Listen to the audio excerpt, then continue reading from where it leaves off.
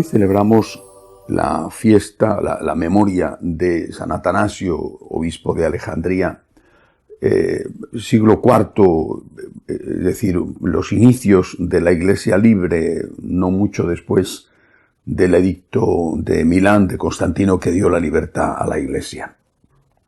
Después de esos 3 siglos de persecución, creciendo la Iglesia en medio del martirio y del acoso de los paganos, sin embargo, había crecido de tal manera que no había la posibilidad de tener un dogma claro y unificado. Por eso lo primero que hizo la Iglesia cuando tuvo libertad fueron aquellos primeros grandes concilios esenciales, donde tenía que definir qué era su fe, tenía que escuchar más bien al Espíritu Santo que hablaba a través de los padres conciliares. ¿Quién era Cristo, por ejemplo? Dios verdadero, hombre verdadero, Dios y hombre verdadero. ¿Cuál era su relación con el Padre y el Espíritu Santo? Eran los pilares de la fe, los pilares de la tierra. En ese contexto surge una herejía espantosa, el arrianismo, que es una herejía que nunca ha muerto y que hoy tiene también muchísima fuerza. Aunque normalmente las herejías, como decía Chesterton, son verdades que se han vuelto locas. Las herejías, lo que pasa es que se camuflan, es decir, son los mismos perros pero con distintos collares. Las herejías, en este caso la del arrianismo, decía que Jesús sí que era extraordinario, un gran hombre, estupendo, una especie de semidios pagano, pero que no era Dios. ¿Cómo iba a ser Dios y se iba a haber hecho hombre? ¿Cómo iba a ser Dios y haber entrado en el vientre de una mujer? ¿Cómo iba a ser Dios y morir en la cruz en medio de la agonía? No podía ser Dios, es decir, era un extraordinario hombre, un enviado, pero no podía ser Dios. El arrianismo tuvo tanta fuerza, sobre todo cuando llegó a convencer al emperador, no a Constantino, sino a uno de sus sucesores, tuvo tanta fuerza, tanto poder, que llegó un momento en que la mayor parte de los obispos de la Iglesia eran arrianos, no creían en la divinidad de Jesucristo. Digo la mayor parte y me quedo corto. La práctica totalidad de los obispos de la Iglesia Católica eran arrianos. El pueblo no tanto, pero los obispos sí. Fueron muy pocos los que se atrevieron a defender la fe verdadera, entre ellos San Atanasio, y le costó ser desterrado de su sede, de su episcopado, de obispado de Alejandría, le costó ser desterrado varias veces. Las amenazas, los insultos, a él, que era el que defendía la divinidad de Cristo, a él fue al que le llamaban hereje.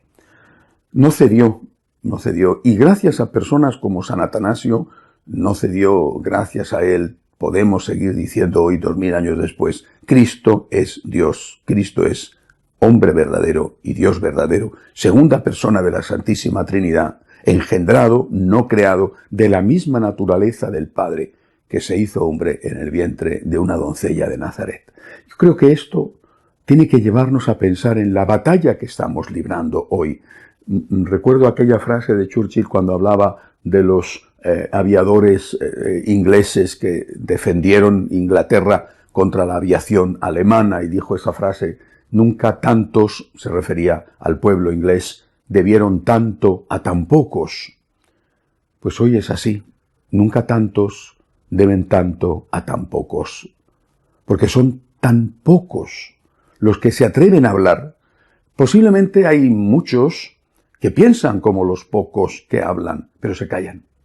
Se callan quizá por defender su puesto episcopal, no lo sé. O se callan porque no quieren armar jaleo, no lo sé. Ellos sabrán en su conciencia. Pero se callan. Y se callan mientras tanto. La divinidad de Cristo está puesta en cuestión, no porque nadie diga oficialmente, como sí decían los arrianos, que Cristo no es Dios.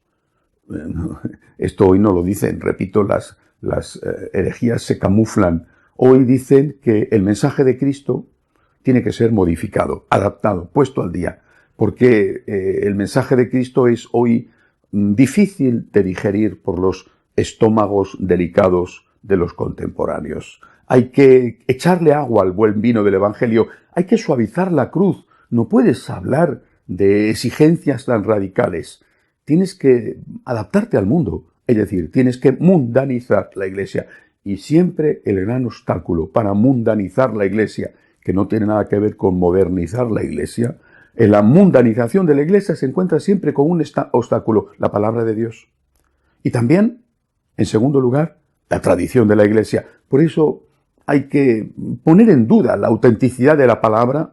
No había grabadora en aquella época, y así quitamos ese gran escollo de en medio para la mundanización de la Iglesia, y a la vez hay que decir que la tradición, como es viva, es cambiante. Y el cambio en la tradición significa que lo que ayer valía, hoy no vale. Lo que ayer era verdad, hoy es mentira. Lo que ayer era bueno, hoy es malo, y al revés. Bueno, pues gracias a Dios existen atanasios, pero que se juegan la vida como se la jugó San Atanasio en aquella época. Confiando en el Señor, me imagino que estos atanasios, estos santos valientes e incómodos, siguen diciendo aquello que su conciencia les exige que digan. Pidamos por ellos para que los pocos no se rindan y sigan insistiendo en que Cristo es Dios, y que porque es Dios, el cielo y la tierra pasarán, pero sus palabras, hasta la más pequeña de sus palabras, no pasarán. Necesitamos la conversión, es decir, necesitamos volver a poner a Dios en el primer lugar de la vida, como nos enseñaron los santos, como nos ha enseñado San Atanasio. Que así sea.